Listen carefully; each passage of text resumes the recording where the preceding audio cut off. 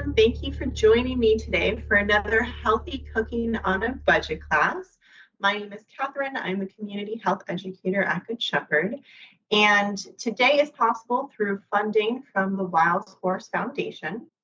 We are going to be cooking 3 recipes from Oregon State University's Food Hero website, and they are fall focused as we are in September. The first recipe we're going to do together is called Favorite Carrot Soup.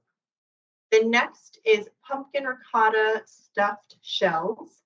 And the last is Roasted Honey Mustard Brussels sprouts. So take this time to wash your hands. Make sure you have a clean area on your counter to work with. Make sure you grab a cutting board and a knife. And also the ingredients we'll be going through in the next moment. The first recipe we're going to start with is Favorite Carrot Soup. And in the folders you received, all the recipes will be on the right. Go ahead and take out of the folder. I am going to be reading the recipes from my phone, so please excuse this. But we're going to start out with 2 tablespoons of margarine or butter. However, we have substituted that with olive oil just because it's going to be a healthier fat. It's not going to be a saturated fat. And if you want to use a little bit of butter, if you want to substitute olive oil with margarine or butter, and you have it at home, go for it. But this is calling for 2 tablespoons of margarine or butter. We're going to use that to saute 2 stalks of celery chopped, 1 large onion chopped, and 2 pounds of carrots chopped. I will say, for the purposes of this recipe, I've decided to have it because this makes 10 servings, which is quite a bit, especially for myself. I just cook for myself, so 10 servings of one soup is overwhelming. So for us, we're going to start instead with 1 tablespoon of fat, so margarine, butter, or olive oil, 1 stalk of celery chopped, half a large onion chopped, and then 1 pound of carrots chopped.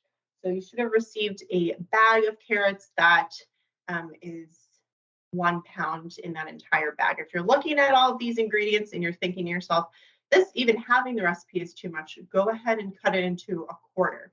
So, instead of 2 stalks of celery, use half a stalk of celery, so on. But I've gone ahead and I've put some olive oil in a pot over there. I've also chopped some carrots and some celery as they roll off. And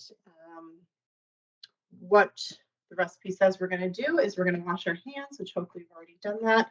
We're going to put the celery and onion first in the pot, saute it for 3 to 5 minutes, and then we'll add our carrots. After the carrots, we're going to add 3 cups, because we're having the recipe, 3 cups of vegetable broth. So everyone should have gotten some better than bouillon vegetable base. So what you do to make this into a broth, it says it on the side, you're going to be dissolving 1 teaspoon into 8 ounces of boiling water. So for me, for 3 cups, that's like 6 teaspoons. That's a lot to me. I would probably just do 1 teaspoon per cup of water. So I'd be using 3 teaspoons total because I can always add more.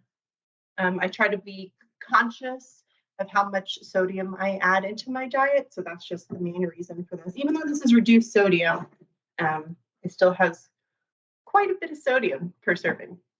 So we're going to be doing 3 cups of low sodium broth in the pot that we've started to saute our celery and onions with. So we'll add carrots, broth, and then about half a cup of water just to get it all covered.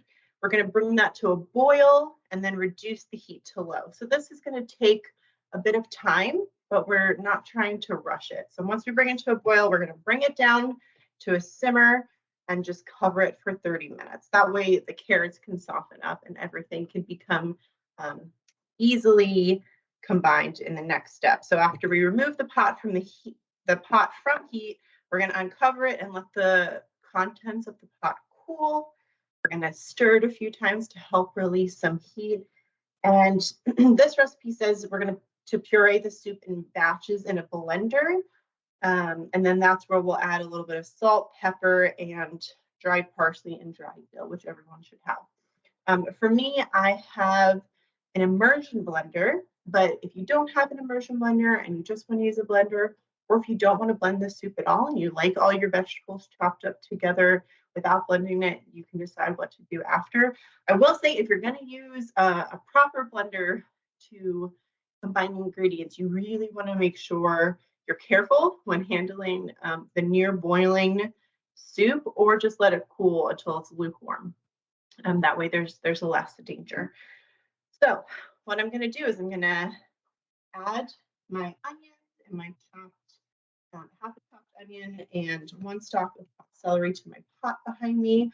I'll saute that for 3 to 5 minutes, and then we will add the carrots, broth, and water. So let me do that. So I've had my celery and onion sauteing for about 5 minutes. What I'm going to do next is add in my pound of chopped carrots along with 3 cups of vegetable broth and half a cup of water. And I'm going to bring that to a boil. And then once it's brought to a boil, I'm going to cover it with a lid and turn the heat down to low, medium, and simmer it for 30 minutes. Once that's done, we will come back.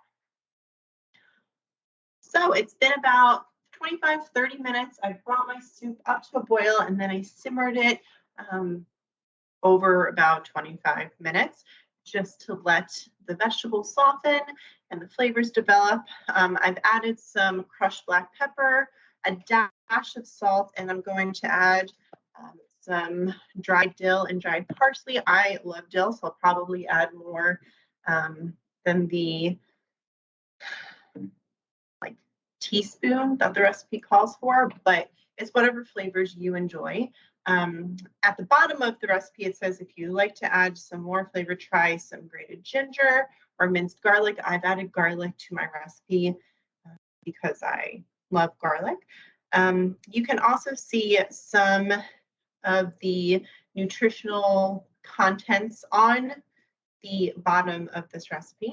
As I said, the full recipe prepares 10 cups, which is about 10 servings. We've made 5 cups if you have the recipe with me. But what's great about this is the recipe is high in vitamin A. It's going to be beta carotene because it's coming from plants. That gives carrots their orange flavor.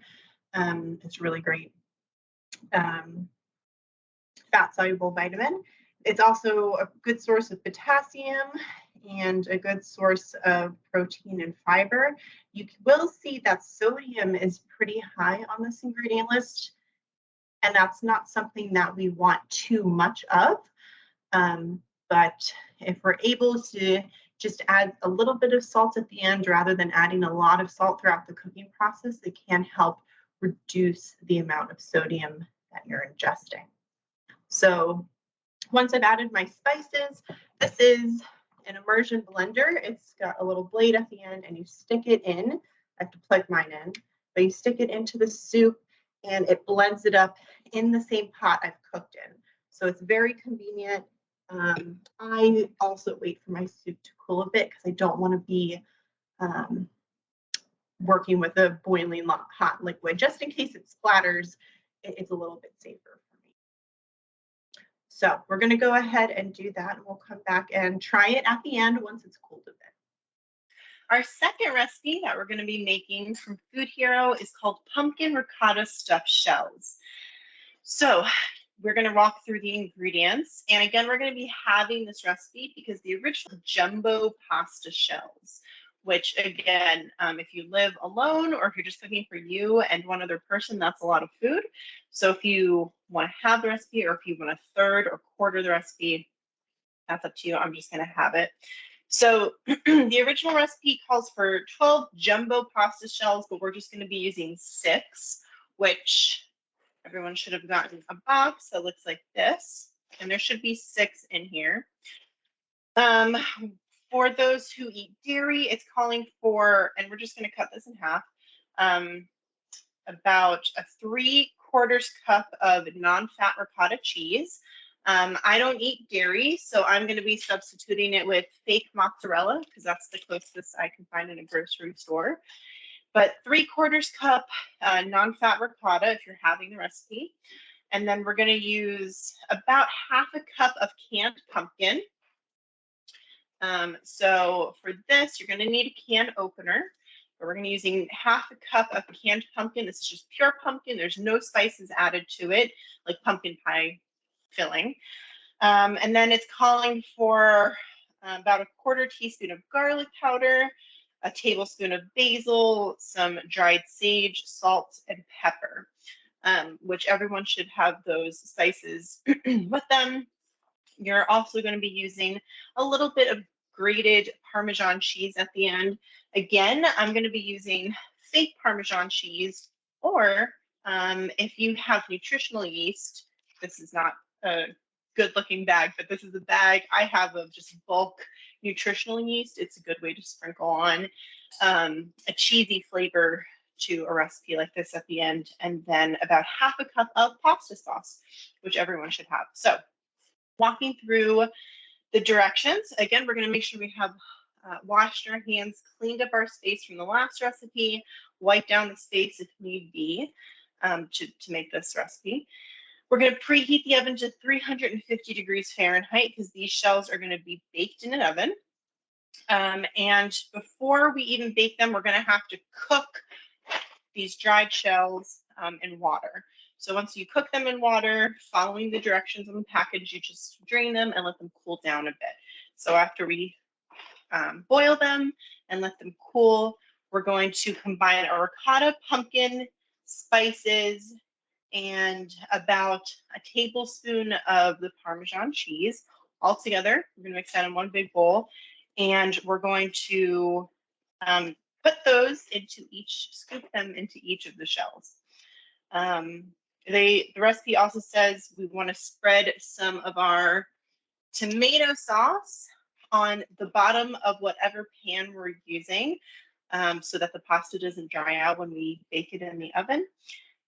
And then after we do that, we're going to bake it in the 350-degree oven for 30 minutes. We're going to cover it with foil and bake it in the oven for 30 minutes. Again, that way the shells don't dry out when we're cooking them for a second time in the oven. Once they've been in the oven for about 30 minutes, we're going to remove the foil that is over our pan and then sprinkle, a little bit of Parmesan cheese on the end. For me, I'll probably sprinkle a little bit of nutritional yeast over it. And this is where you can also add some more sauce if you want. But this is going to be a nice vegetarian recipe. Again, very in the fall theme as we are now in September. And you are able to use or freeze the unused pumpkin mixture if you only want to make 2 shells today or 3 shells today. I wouldn't freeze cooked pasta. I don't know how that would turn out. I would just recommend not cooking the dried shell to begin with. But if you cook, 6 and you only eat 2 today, you can definitely cover it and put it in the refrigerator for a couple days without worrying about any food safety issues. But this recipe is high in vitamin A. We've got some iron, some calcium. That's going to be from the dairy. There is a good amount of protein in here. Again, that's coming from the cheese and a little bit from the shells themselves. But we do want to, again, keep an eye on the sodium. Sodium is going to be really high in dairy, really high in prepared foods like this, and even the sauce. The spices are great. So if you want to try to use a little bit less sauce or water the sauce down, just to cut down on sodium, if that's a concern for you, you can try that. And it's something also to keep in mind, this recipe doesn't have too much of it, but just a little bit of cholesterol. Again, that's going to come from any animal source. So in this case, if you're using real dairy, like the ricotta or the Parmesan, that's going to have cholesterol in it. But what I'm going to go and do is boil these shells.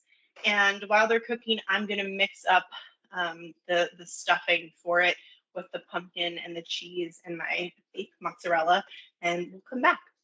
While our pumpkin ricotta stuffed shells are baking in the oven, we're going to go ahead and get started on our third and final recipe.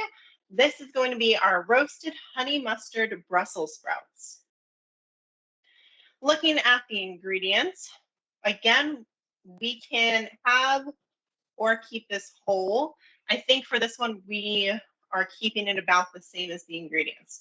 So we're going to be needing 2 cups of Brussels sprouts cut in half, 2 teaspoons of margarine or butter melted. Again, for this recipe, we're just going to be using the olive oil that everyone got. But if you want to melt butter or margarine at home, you're more than welcome to do that. 3 teaspoons of honey, 1 teaspoon prepared mustard, and then half a teaspoon onion powder. Again, we're just going to use garlic powder as a substitute, but if you have onion powder at home and you'd like to use that, go ahead. So this recipe is calling for a higher oven degree. It's calling for 425 so that we can roast the Brussels sprouts. I've already have them and put them in on top of a pan. I'm probably just going to roast them in a 350-degree oven and keep an eye on them. But it says we're going to roast them for 10 to 15 minutes in 425 until they're tender. And then after they are tender, we're going to combine them into a bowl where we've prepared this mixture of honey, mustard, onion, and margarine, butter, olive oil. So for the mixture that we put the Brussels sprouts in, we will make this and put it to the side until the Brussels sprouts are roasted and warm. But what I'm going to do is go ahead and put my Brussels sprouts in the oven. They're in a nice little pan. I'm going to roast them. Because it's at 350, it might take them longer than 15 minutes. I'll keep an eye on them. And then we'll mix them together in the honey, olive oil, garlic powder mixture. The Brussels sprouts have been roasting for about 20 minutes. I have combined my olive oil, honey, and garlic powder in here, just in a bowl, a big enough bowl to hold Brussels sprouts, and toss them around. I've also added some red pepper flakes just because I like a little bit of spice to my food.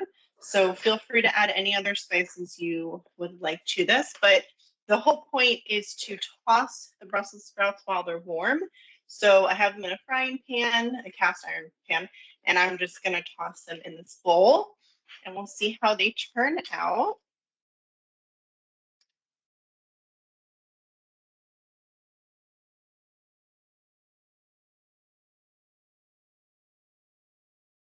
All right, so I just have a spoon and we're going to mix them together.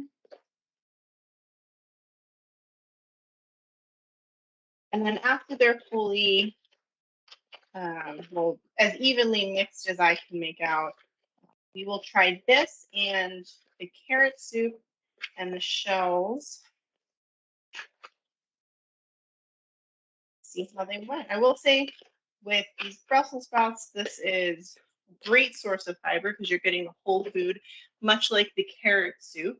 And let's look at the nutritional facts label, which is on the sheet printed out for your recipe. But for this Brussels sprouts recipe, it's really high in vitamin C. We've also got some vitamin A in there. We've got a little bit of protein, again, fiber, not too much sodium. And then saturated fat is just dependent on which fat you use. So again, if you're using, I'm gonna add some more Brussels sprouts. If you're using something like olive oil or canola oil instead of butter, you're not going to get any saturated fat. You're going to get monounsaturated or just unsaturated fat, which is better for our health, just part of a larger scale. We still don't want to be drinking olive oil, but or canola oil or avocado oil, but just plant-based oils are typically better. All right. This looks really nice, nicely mixed together. I don't think you can tell, but it's not too wet. It's not too dry.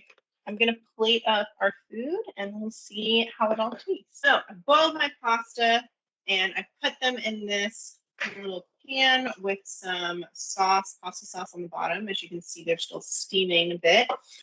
When I opened this box, I thought the pasta shells would be bigger. They are not as jumbo as I was picturing. So I cooked 6 for myself.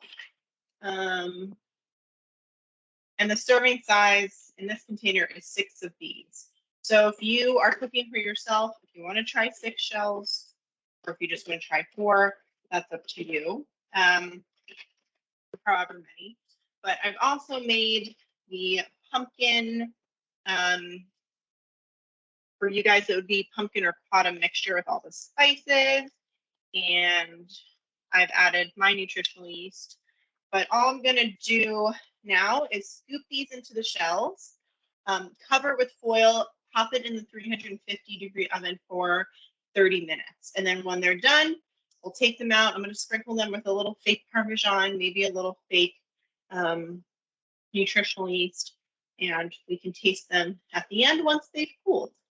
In this little bowl, I've put some of the pureed soup. I did use my immersion blender. I don't know if you can tell the texture. It's not like the whole vegetables that we've used, but I did add a good amount of dill and parsley. Very flavorful. I'm glad I did not overdo it on the vegetable base because this is really good. I will say, I think adding the garlic really gives it a nicer, another flavor just to enjoy. Delicious. And I've also plated, my shells here. I did add Parmesan, and then I added a little bit of sauce to the top just to make it just a little bit more wet. And then these are the Brussels sprouts. So we can try the Brussels sprouts first because it's easier.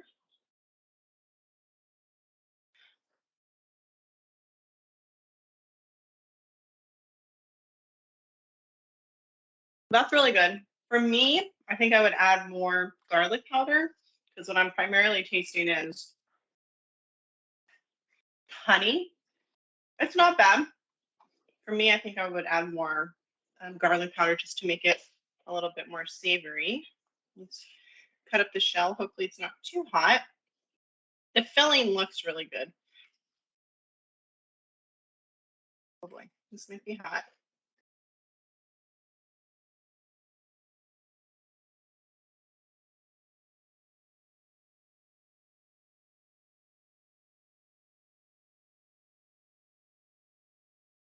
Okay. Oh, that was a little too hot. Really good.